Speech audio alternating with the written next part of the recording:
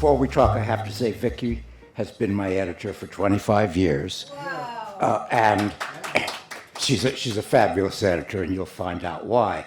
But the book I'm proudest of... Here's your $5. The book I'm proudest of is the one I just published, Hollywood and the Movies of the 50s. I only mention that because every single word of the title that I am about to announce, every single word, including the and the, was provided by Vicki, not me.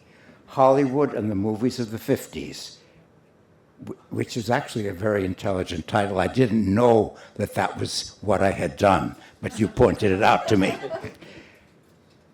The collapse of the studio system, the thrill of Cinerama, and the invasion of the ultimate body snatcher, television, which, other than right now, has gotten a laugh at every venue, everywhere that I've promoted the book.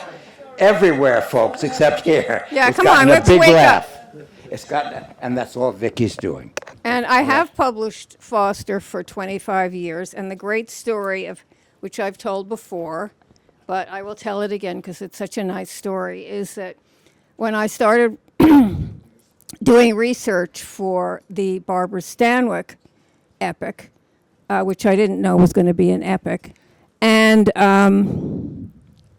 I started reading Foster's book, this book on film noir by a man called Foster Hirsch. I started reading, I said, oh, this is a fabulous book. It's got to be, not that I'd read a lot, but I'd read enough. This has got to be the best book on film noir that's out there. Applause. No laugh for my line, but applause for him. That's okay. And so I said, I thought, I've really got to publish this man. How am I going to find him? And I asked my assistant to come in, and I said, could you please see if you can track down Foster Hirsch? And the assistant came back like 5 minutes later with his number. I said, how in God's name did you find it? The phone book. And as a nice Jewish girl who thinks of using the phone book in those days when we had them. But anyway, we found each other, and he was about to sign a contract for another publisher. Yes, and you said, don't sign.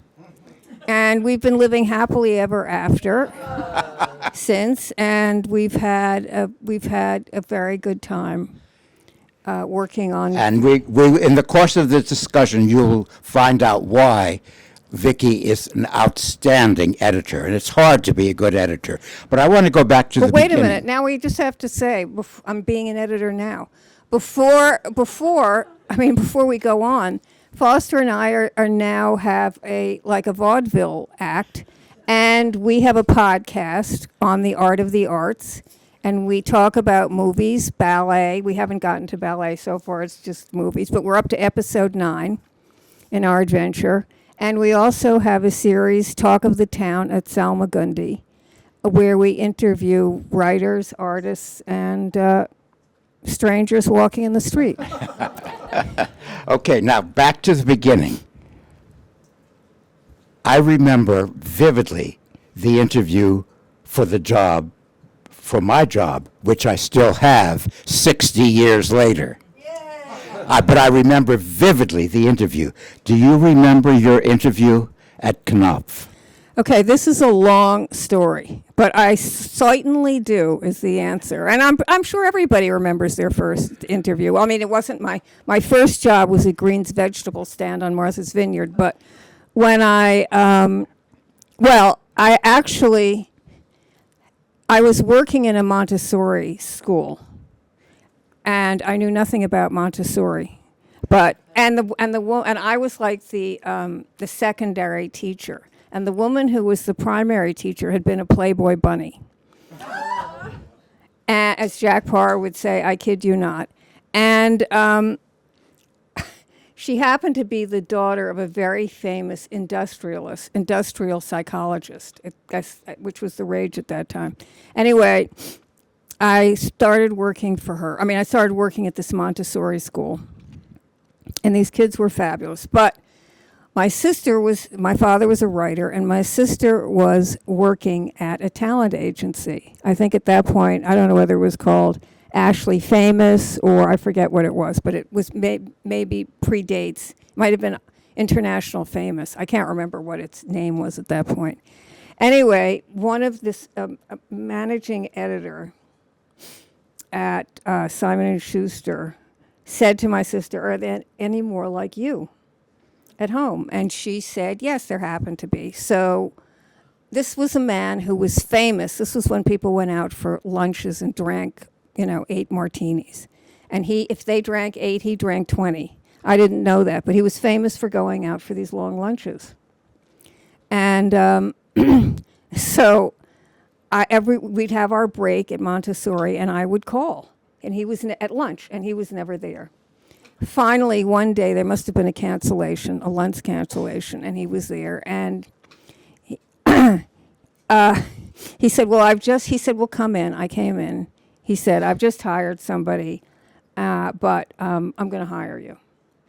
And, of course, I could barely type, and I certainly couldn't spell. But I loved it. It was great. And I had a connection to Simon & Schuster because my father had been published by Simon & Schuster, Jack Goodman, a very famous editor called Jack Goodman. And so I had a history there. And my father owed a book to Simon & Schuster. And every time the treasurer, I was a baby, but every time the treasurer saw me walking down the halls, he would say, "When is your father delivering that book?"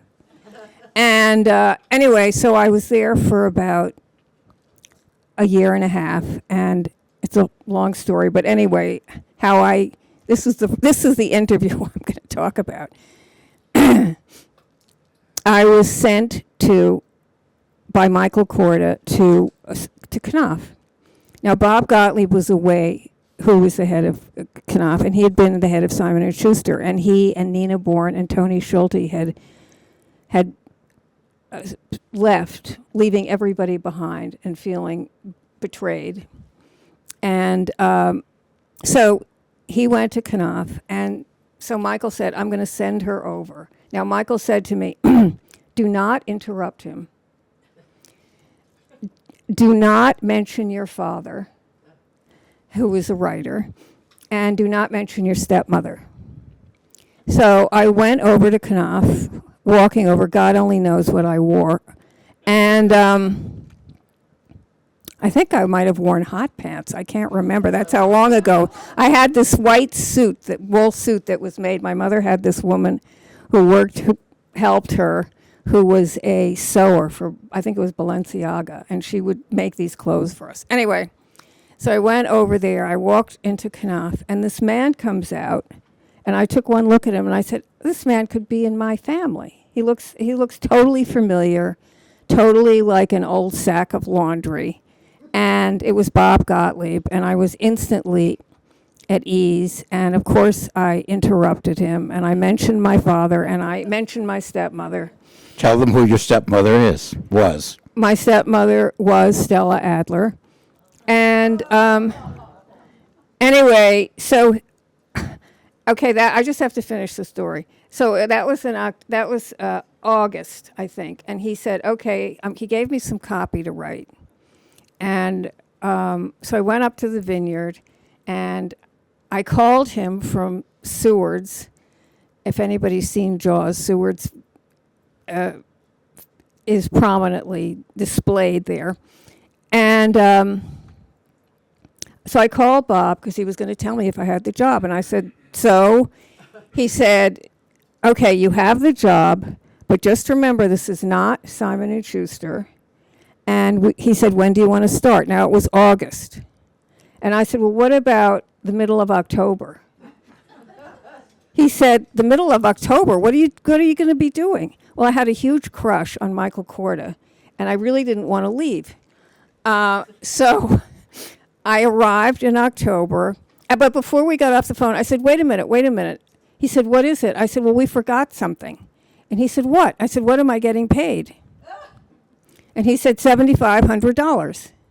And I could live on $7,500. It was 1970. 2, and you could live on. I could live on that.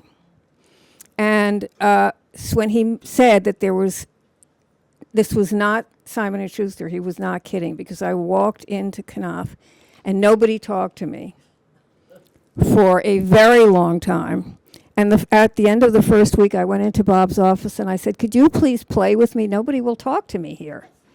And I, of course, found out after being at Knopf for 50 years that that's exactly the way it is, and it never changed. That people did not talk to you for years, and you'd be walking around, and eventually they, one of the woman who was the managing editor for 60 years, Kathy Hargan, is here, and Bob Caro's editor, and she and a couple of friends took me to this very strange restaurant, and anyway, and life went on, and that's how But when you started, did you have a sense you were going to be there for your career?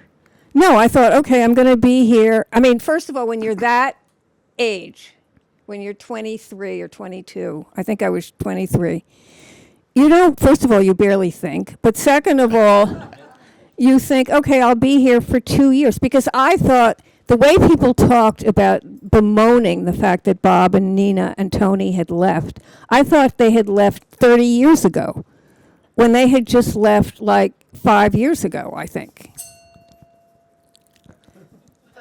And there it is on the bell. And so I thought, all right, I'm going to be there for 2 years. And when I got there, Bob said, okay, we have to make an office for you. So it was I don't think it was a broom closet, but I think it was a filing cabinet room.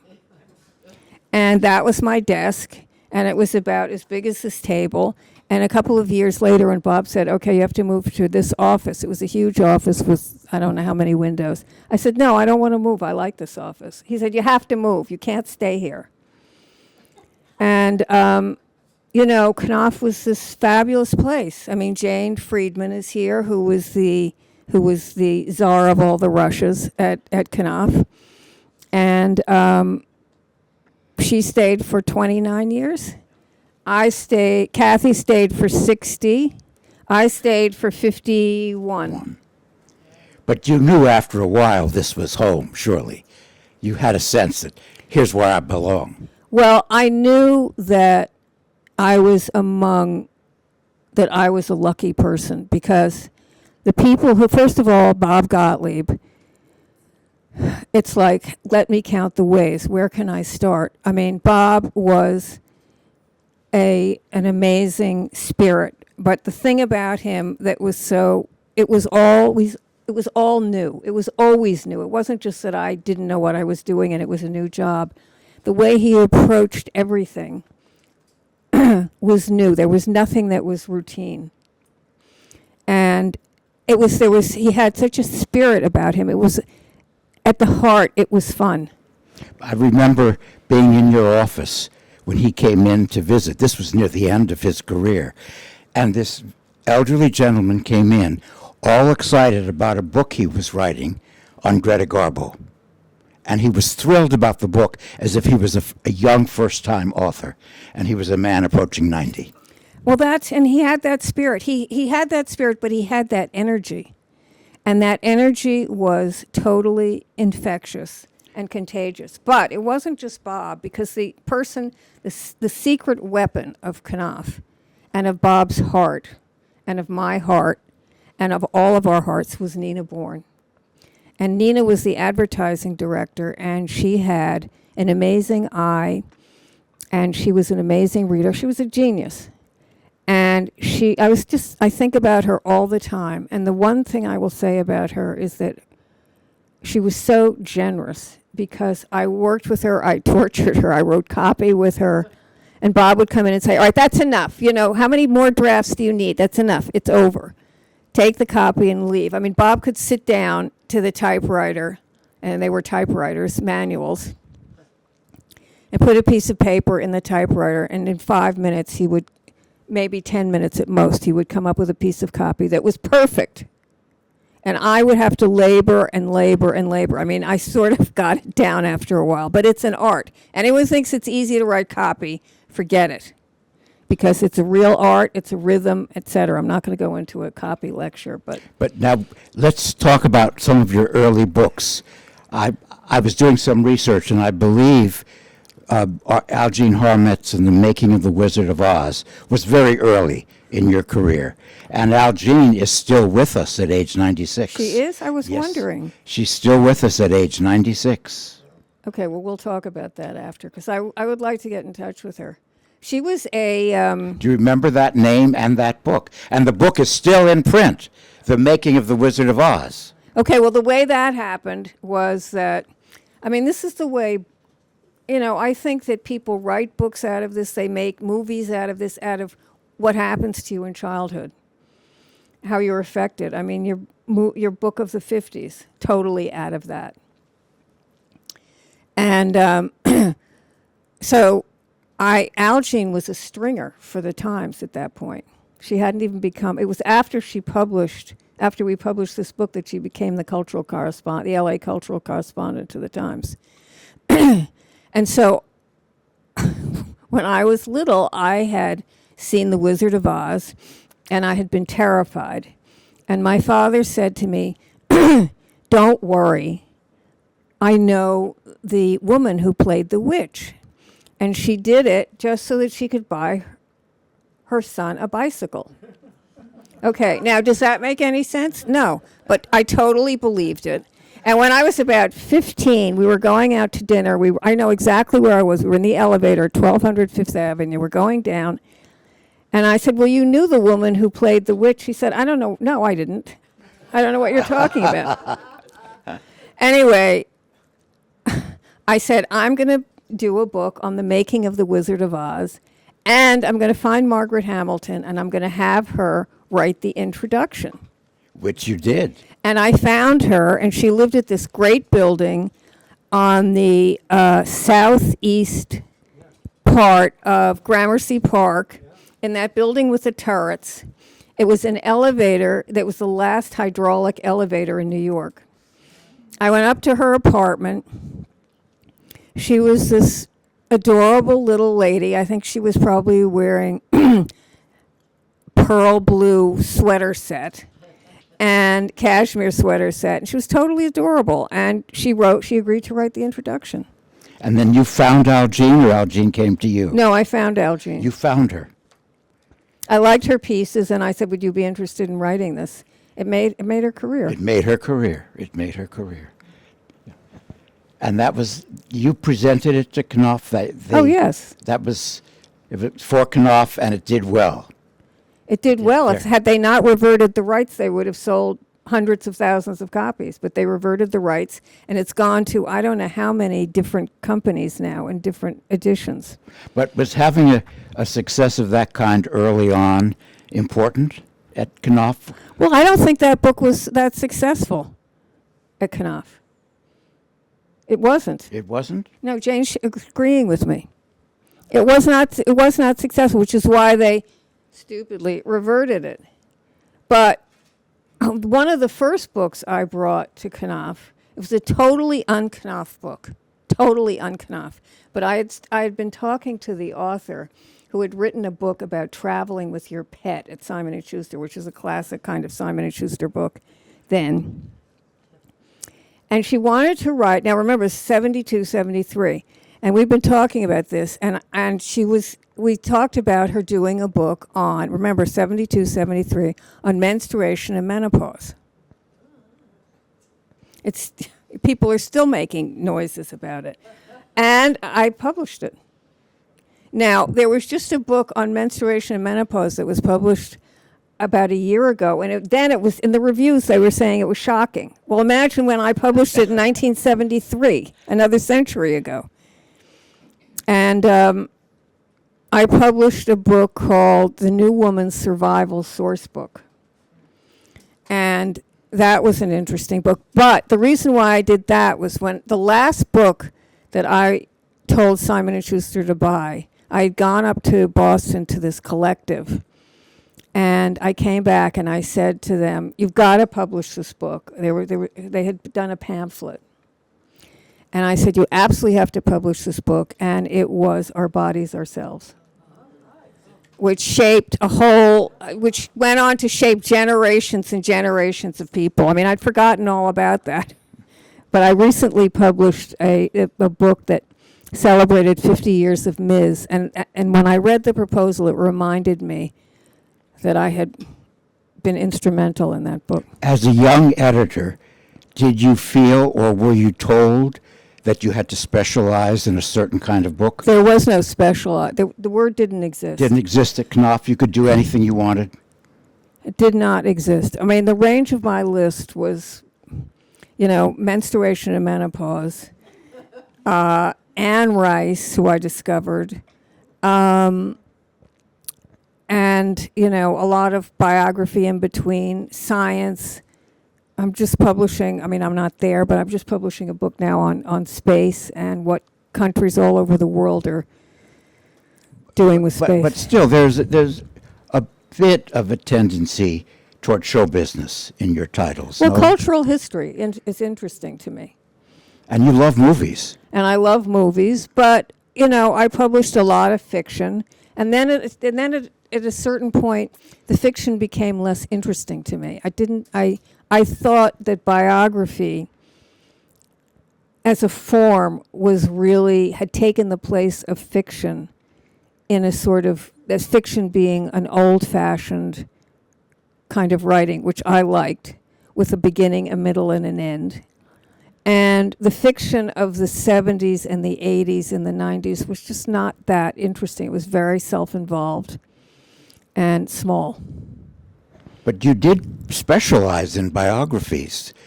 Well, I can't say I specialized in them. I was drawn to them because I liked the story, and I liked the size of the story. But wasn't it your experience in editing biographies that led you to write a biography yourself? That's true, because I realized that I had a knack for working with writers who were thinking about their subject, who were writing biographies, but in the way in which they were thinking about their subject, I managed to get in there and think about it in that way, to get inside of it. And I thought at a certain point, well, why don't I write a biography?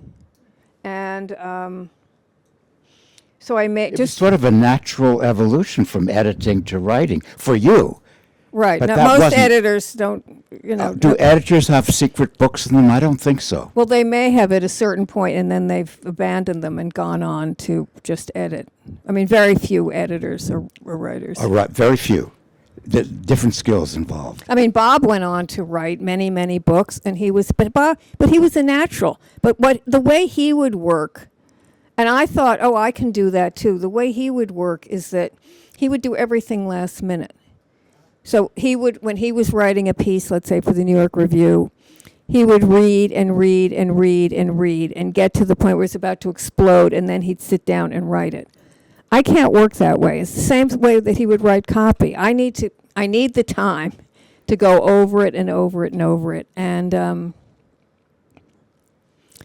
Bob was maybe a little bit on the spectrum, and that worked for him. No, I think he would say that. As an editor, your skill, and having a veteran of Vicki Wilson, I know her technique. After I would turn in a manuscript and then hear from Vicki, and of course you're on tenterhooks waiting, what is the editor going to do with your child? I would hear from her in a timely fashion, but you had a phrase that at first terrified me, but then I began to trust it. And the phrase was, I think you need to rethink this section. When I heard that rethink, for a moment I was paralyzed. I thought I had thought it through.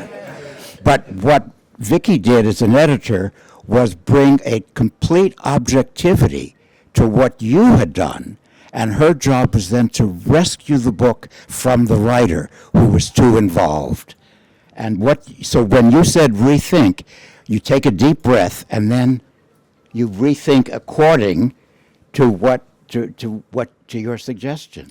Well- but it worked, that rethinking. Well, first of all, every book requires a different kind of work on it. I mean, not every book requires editing, but, every book has different needs. But I will say that when I was writing Stanwyck, Michael Corder was the editor, and it was a very long manuscript, and he started editing the book from the very beginning, which you can't edit a book from the very beginning with a manuscript like that. You need to read it and say to the writer, go away and cut X. Cut 10%, cut 15% or whatever. A little more of this, a little less of that. No, that's not. No, well, I mean, you just take it in your hands and go away. You know the inside and outside of this book. You know what you've said on page 35 that you're going to eventually develop on page 70. But what you would do is help the writer put the material in the right order, because we can't often do that. Well, I when mean, you're too close that's to it. shaping it. That's shaping But it. what I started to say is that in this situation with Stanwyck, I got this letter from Michael, and he'd spent a great deal of time. I was very grateful to him. He spent a great deal of time writing a very long editorial letter with a lot of suggested cuts. And my reader had been, I mean, when you write a book, you have me in mind. Always. I write for this woman. Okay. When I I do. was writing my book, Kathy Horrigan was reading my chapters. And I gave Kathy Bob's letter, Michael's letter. And I said, okay, read this letter and you tell me what I should cut and where he's right and where he's wrong. And I will do that because I trusted her. So I don't think it wasn't that, look, I loved him. He was great. But I don't think that he could, you can't edit a book that's 800 pages like that. You can't. But when you get a manuscript, don't you read it according to the writer's intentions? Well, you're reading it and you're saying, this is what the writer's trying to do. And, but if somebody said to me, I mean, very often I would say something and I would edit Anne after the first few books and she just couldn't deal with it. And, so you either make a choice. You either go ahead and publish it. And as my mother would say, darling, when I would want a dress or something and she obviously didn't like it, she would say, darling, it's your dress. You have to wear it. You have to like it. And so that's what I would say about the manuscript. It's their manuscript. It's their name that's going to be on that jacket. They're the ones that are going to get reviewed. And you make your choices. Do you step back at a certain point if you have a recalcitrant writer and say, I can do no more for this writer? Yes, absolutely. You do. And there comes a point where you say you've done, the person can't go any farther. I mean, I've tortured many a person where I've sent them back again and again and again. But in the end, it's worth it. I mean, this is your work. It's worth being tortured about. But did you have writers who say, I don't agree with what you're telling me? I have, and I've said, okay, and then it's a decision. Do I want to publish it or do I want to go along with it? And you take your chances. You pays the price, you take your chances. But as an editor, you have to be something of a psychologist, don't you? I think you just have to be sympathetic to what somebody's doing and understand. I mean, I thought that I understood writers because my father was a writer. But it wasn't until I had a book published that I really understood. And it's something really all editors should do because it changes everything.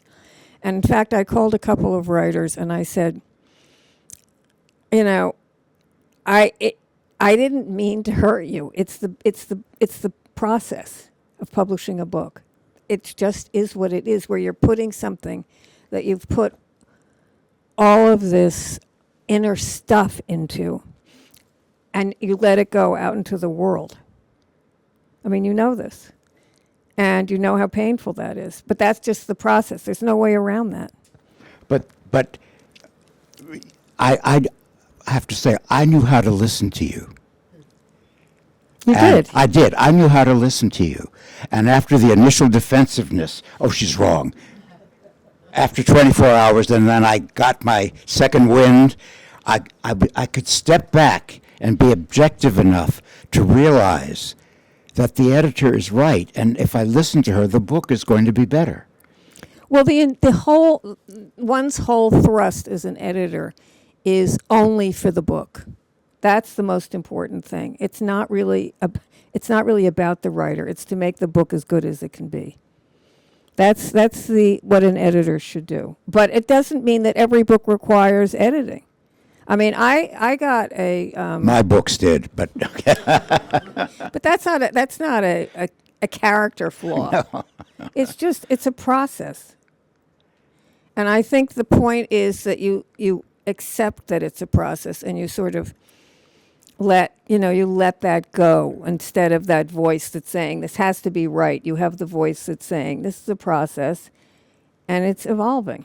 well, I know what I can begin writing a book when I say to myself, it's okay not to be perfect. Right. I'm going to make mistakes. Go for it. Right. Exactly. It's getting rid of those voices that say no. Just do it, and then see what And comes so when I have those voices that say no, I just say thank you for sharing and go on. out. Now, over the years, you have been the editor of books by some very famous people. Can we talk about some of them here? Sure. If I Throw list out them, a name or two. I'll throw out a name or two. Arthur Laurents, Peter Bogdanovich, George Stevens, Christopher Plummer, Jane Alexander, Lauren Bacall. That's quite a list that you worked with. Some of them known to be very difficult people. They weren't. They weren't? No. They absolutely were not. For instance, Bacall was a total, she came in, and I can understand why. She's used to working with a director. So she would come in, we would sit in my office, we would talk for about an hour about what she was going to write that day. Well, what about this? What about that? Back and forth. Then she'd go into a room with a pad, legal pad, a pen, and she would write for like 2 or 3 hours. And then That was a unique method of getting a book out of a writer. That's the way she wanted to work. And we gave her the office, started with Bob. There are many, many people who came into that office, from Rubenstein to, I wasn't alive for Thomas Mann or Willa Cather, but many famous people came into that office. But when Betty Bacall came into that office, that was a big deal. And she wasn't difficult? She was difficult when it came time to publicity. And the reason why she was the guy who was the head of publicity basically tortured her and sent her on a tour that was just not. And also, she was used to being in a studio that took care of her and that had makeup and this, that, and the other thing. And here she was sent out on the road. And I think Jane, did you travel with her? Yeah, Jane traveled with her. And I don't know, I'm sure you have. Jane has a lot of stories about her. And we will discuss them one day, and we will discuss them here. But she wasn't difficult to work with, for me. Okay, great. As a writer, she wasn't difficult. No. Probably she wasn't secure as a writer. Right. She needed help.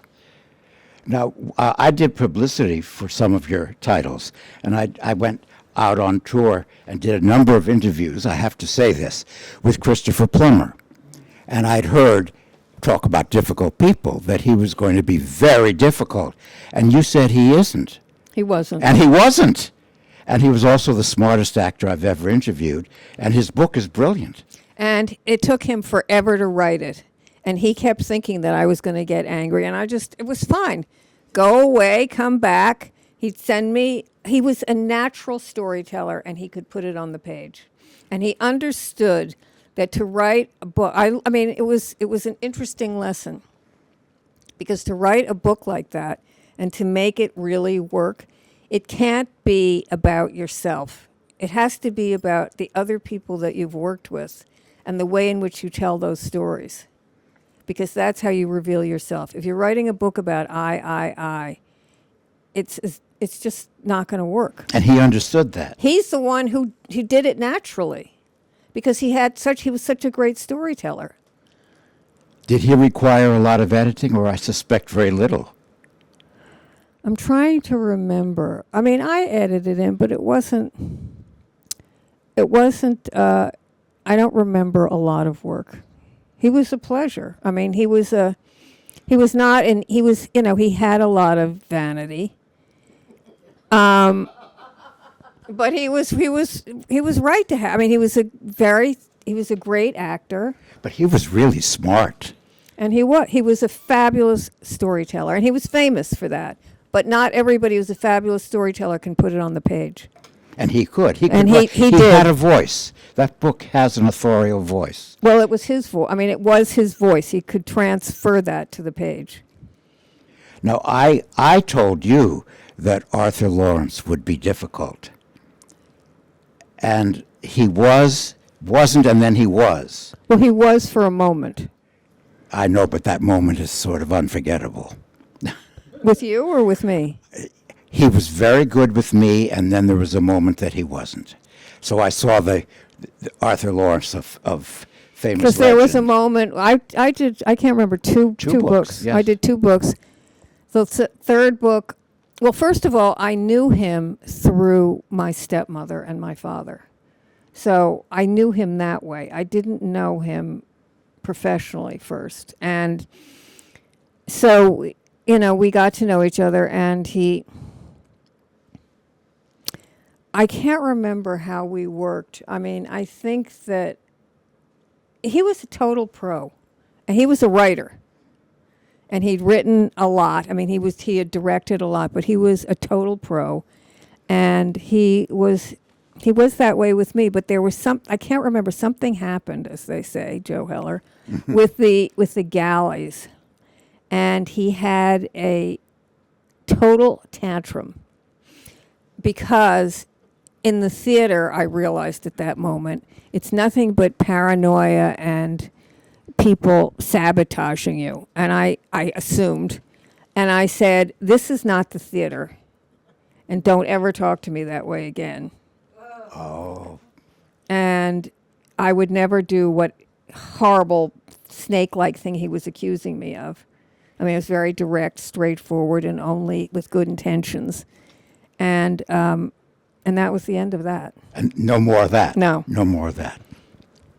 Now, Anne Rice was probably your most commercially successful writer. Is that I accurate? think, and in a way, for Knopf as well.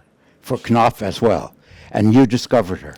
I discovered her because I published this wonderful woman named Alice Adams, called Alice Adams. Not the Booth Tarkington character, but obviously named after her. And one year, I can't remember. I think I had just come to Knopf, and she was having there was going to be a writers' conference. They had a house. She was married. She was living with this man who was an interior designer, and they had this house in Truckee. Where is that? In It's not Nevada, but it's in California or someplace like that. And there was going to be a writers' conference, and she said, "Why don't you come to the writers' conference and talk and whatever?" And I said to Bob, "Can I go to this writers' conference?" And he said, "You'll never find anybody at a writers' conference, but okay, go ahead." So I went out, and there I was. I must have been like 22. Yeah, I think I was 22. And anyway, it was like my first trip. And I remember on the plane, I was talking to this woman who was sitting next to me, and she was worked on 7th Avenue. And I said, "Oh, my grandfather had a firm. My grandfather had the distinction of inventing the half size." And I said, and she said, what was the name of the firm? I told her, and she said, she told me something that I never knew. She said, oh, your grandfather had the first union shop on 7th Avenue, which nobody here is interested in, but it was interesting to me. And my grandmother would get into the limousine and put on her fur coat and her long gloves and get into the limousine and go picket with the workers who were picketing against my grandfather. That was my grandmother. But that's another story. Anyway, so I was at this writers' conference. Alice and Bob had this house that was right out of a Ross Hunter movie. It was fabulous. It was so perfect. Anyway, it was all that heaven allows and then some. And one day we were having lunch on their patio, which was right next to the Truckee River, was going right through. And this agent said, I've read this really interesting manuscript. And so she was talking about it. I said, oh, well, let me read it. She said, well, she told me how long it was. I said, send it to New York and I'll read it. So, is somebody's phone ringing? Okay, so anyway, the manuscript arrived and I started reading it, and I had a reaction that was very strange. I literally had a visceral reaction. I'm not going to say that the hairs stood up, but it was like something happened to my skin. It was like a tingling on my skin. And I said, I've never read a book like this. It's totally, this is such an and she's such an amazing storyteller. And it was about this vampire who is being interviewed. But it was all about Catholicism. It was all about being on the outside. It was about everything practically but. And in the midst of it, it was fabulous storytelling. And I brought it into Bob, and I said, you have to read this. This is not a Knopf kind of book, but you have to read this. And he read it, and he said, okay, go ahead. I can't remember what I paid for it. It was probably $5,000, maybe $10,000 at the most. I can't imagine I would have paid $10,000 for it. And we published it, and it took about 12 or 15 years for the culture basically to catch up to her. Because Interview with a Vampire in hardcover was not that big a success. There was a huge auction for it, because those were in the days when, instead of just handing every book that publishers publish would go to their paperback arm, they were all auctioned off. And it was a huge industry. And paperbacks were huge, and they paid a fortune, and they sold a lot of copies. And this auction was going on, and it was going on into the 50,000, 60,000. And Bob was conducting the auction, so I was in his office. And then it went to 100,000, 150,000, 200,000, 250,000, 300, I think it was like 325. $325,000 in 1972. That's a lot of money. Remember, I was living on $7,500. And it made her life. It helped you too, didn't it? And it changed my life. Well, it didn't really change my life, but it affected my life. But here's the thing. I published Anne Rice for 45 years. I think it was 45 years. Is that right, Kath? 45 years. Now, there are many writers that I published, like you, 25 years, 30 years. But it was, I could write a really interesting piece on what happens when you're working with a writer over that long a period of time. Because we both grew up, we both changed, we both evolved with one another. I watched her writing change. I watched her embrace Christianity, Catholicism again. I watched her renounce it again. I watched her, it's just an interesting thing that most people don't talk about this, but when you're working with someone over a very long period of time, that's a really And interesting she process. stayed with you. Absolutely. So you had an understanding. I say it was the longest marriage in publishing. Did she appreciate her success? Did she enjoy it? Well, that's a complicated question. I mean, I think she had a difficult past, as they say, and I mean, she enjoyed the money. She made a lot of money. And she enjoyed the money, but she had demons. And, she was, as we all do, and she was affected by them, and they caught up with her. You told me once that you had the great good fortune to have worked with two giants, Bob Gottlieb, and then the other long-time and legendary editor-in-chief of Knopf, Sonny Mehta. And Sonny Mehta. Tell us about Sonny. Different from Bob, right? Well, Different basically, personality. they were 180 degrees apart in personality, but they were the same sensibility in that they loved writers, they loved books, and they understood them. And there was and Sonny was in a way, it was a different kind of intellectual quality that it was much more a series. Because Bob was fun, and we would I could publish something. I remember I published a book, The History of the Donut. Sonny would not get that book at all. Not at all. But Jane, Kathy, and I are writing this book, or we're trying to write this book on the history of Knopf, from Mr. Knopf, who started in 1915, through Gottlieb, who was there for, I think, 17 years, Kath? 19 years. And then Sonny, who was there for 35 years. 35 or 39?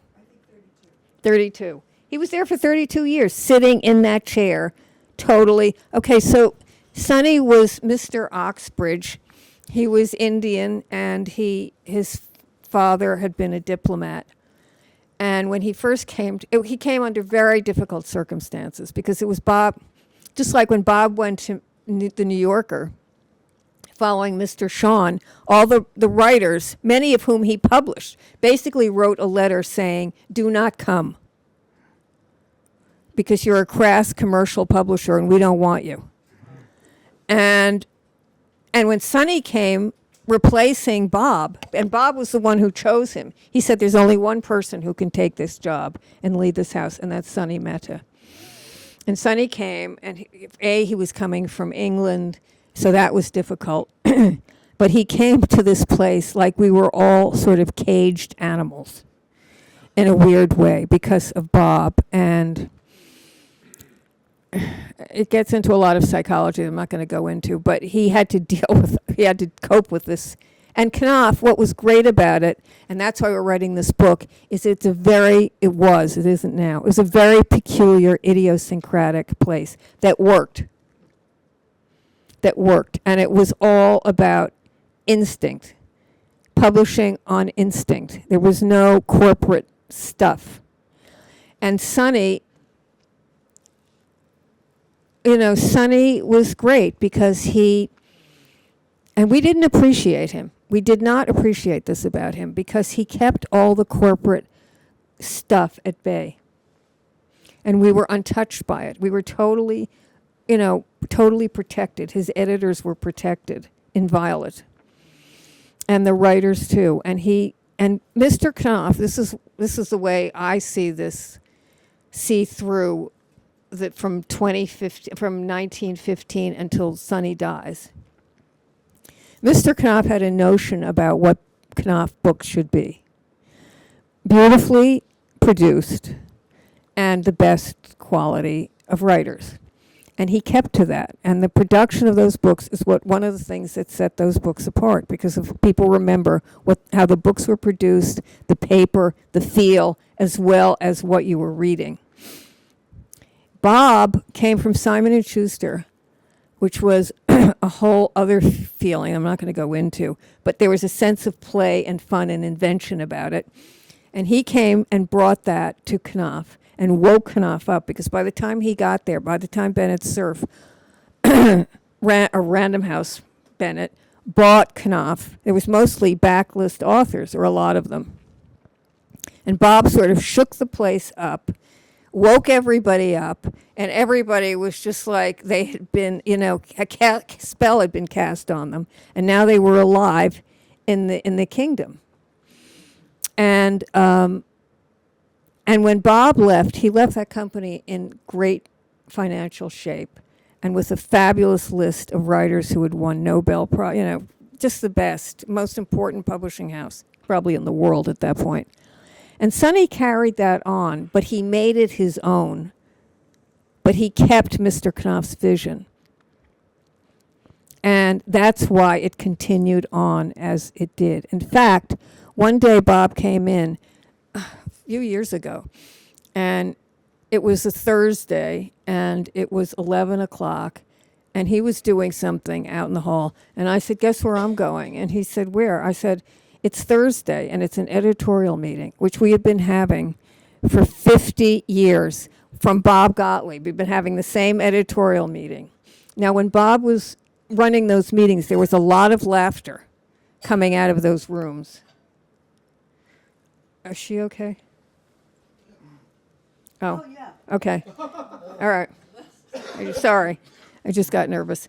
And there wasn't that kind of laughter coming out with Sonny, but it was an important house. It maintained its standards. Well, when you were there, it was America's best publisher. No question about it. It was the best publishing house in America. Right. And it is no longer. Look, publishing is in a difficult situation. And, the sales of books are what they are. I mean, there was this whole period of, e-books. Jane revolutionized publishing and started the e-book company that changed publishing. And anyway, it's a difficult business. Do you regret having left Knopf after 51 years?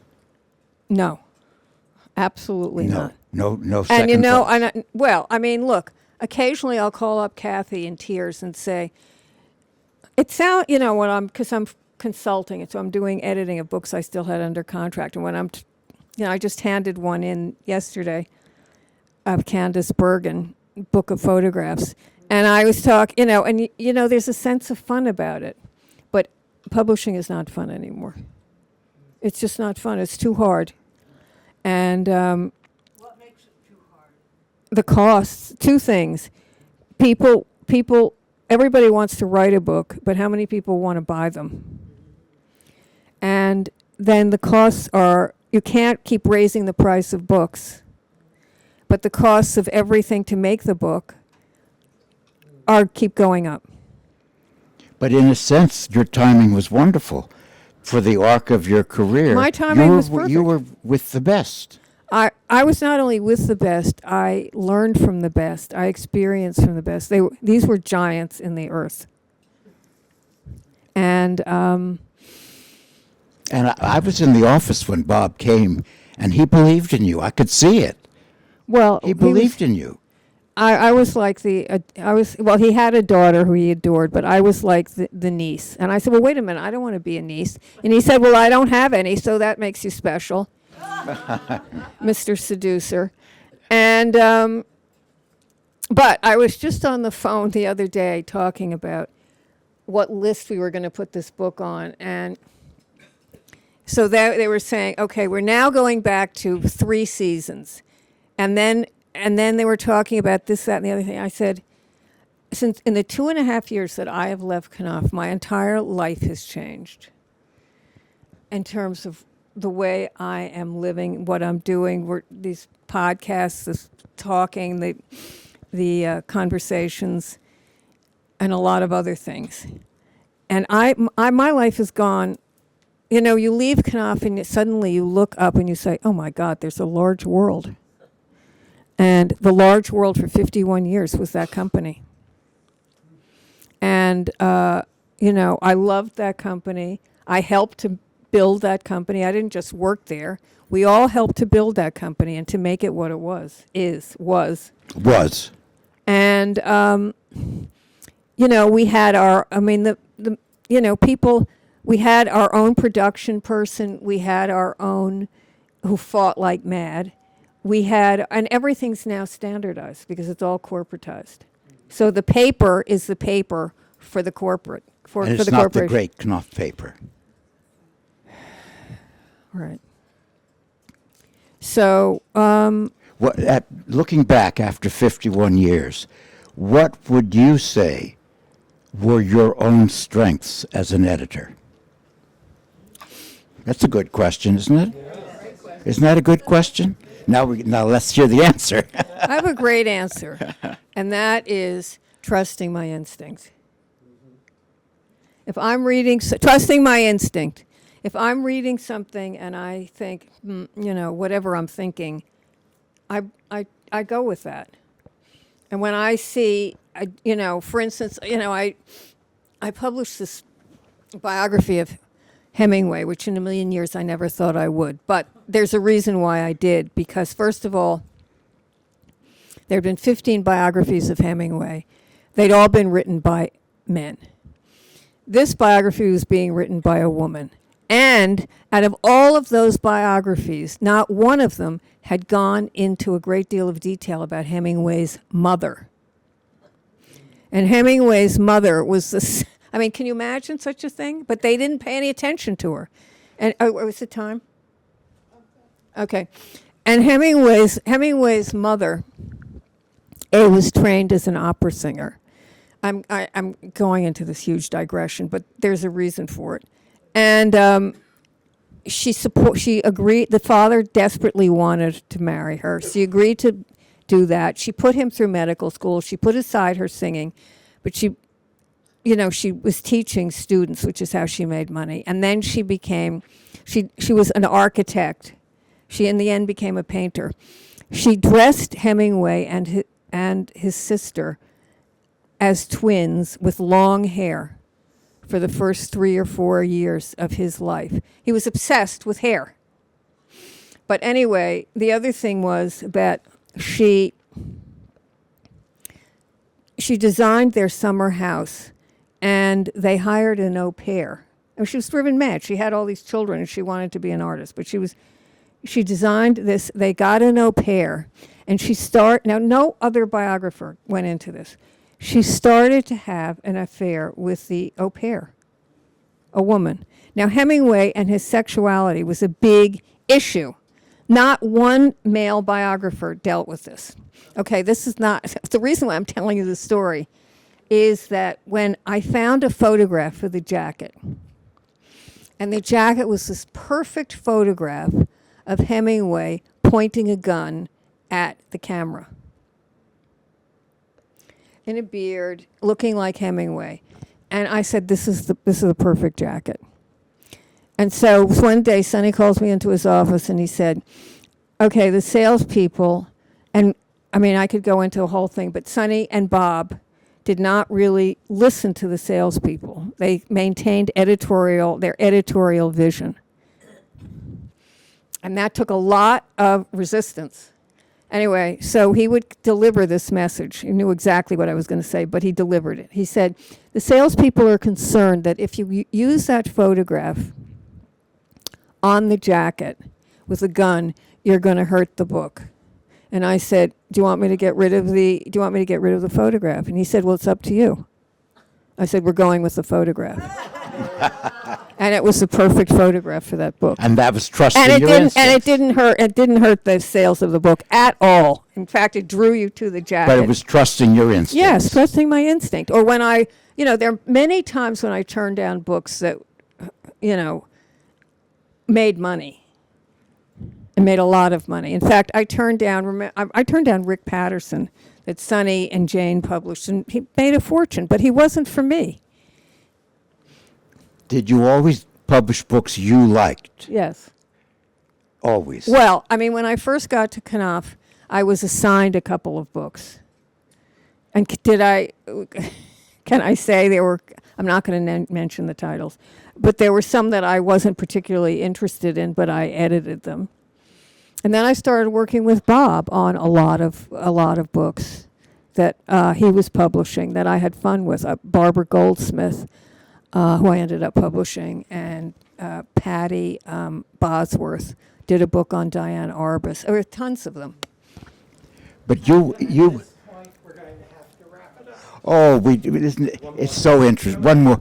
Yeah. You said to me once, it was the very vivid sentence, they pay me a lot to read. So you thought of yourself as a reader, isn't that? Did I say correct? that? You did. They pay me a lot to read books. So you were evaluating the manuscripts as a reader. That stayed with me. Was that not accurate? No, it's true. But what's interesting is that after leaving Knopf, I realized that they paid me to be me. They allowed me to be me, as peculiar as I am. And they allowed that room to have that, to develop that. And that, where does anybody find that? That made me the luckiest person. But an editor, a good editor is a good reader. Well, a good editor trusts their instinct, and you enter into somebody else's work and say, how can I make this better? Does it need to be made better, or is it fine as it is? Is this, a lot of times when I would write copy, the writer would say, oh, that's what I was doing. Because you don't always know. In fact, when I finished with Stanwyck, I realized that I was writing a book about my parents' century. And I didn't intend to do that. That wasn't. So that's what happens. I mean, it's a fabulous process, and it's totally mysterious. And if you have a publishing house that allows that mysterious process to influence everybody, and everybody becomes a part of it. And that's what you were a part of. And that's what Knopf was. That community. That community. Thank you.